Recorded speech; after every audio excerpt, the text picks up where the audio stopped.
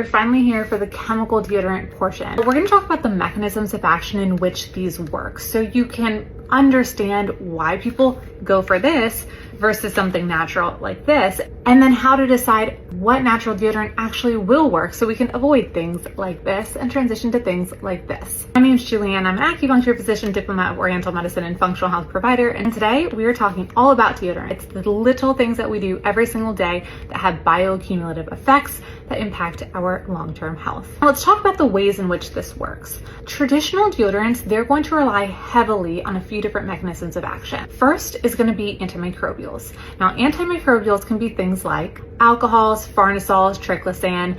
We've seen a reduction of triclosan on the market because it's a known endocrine disruptor, therefore it's starting to be pulled from our cosmetics, our toothpaste, our deodorants, things like that. Antimicrobials work by reducing the bacteria on the skin. Now, the other one relies heavily on masking. That's why all of these have such a strong smell. So anyone who's opened up a traditional deodorant like this knows it has a smell as strong really as a cologne or perfume. That's because we're using fragrance as a mask to help hide that smell. And of course, there's going to be things like pH modifiers. That's going to change the pH of the skin, making it less favorable for organisms to live there.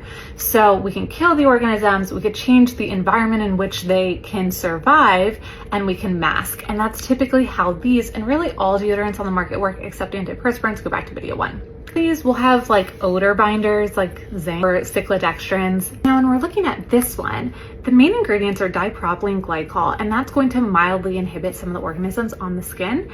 And it also has sodium stearate, which is going to change the skin's pH, making it less favorable for organisms to thrive. And then we have fragrance, and the fragrance in here is almost at the top of the ingredients list. So this is going to be a heavy masking formulation.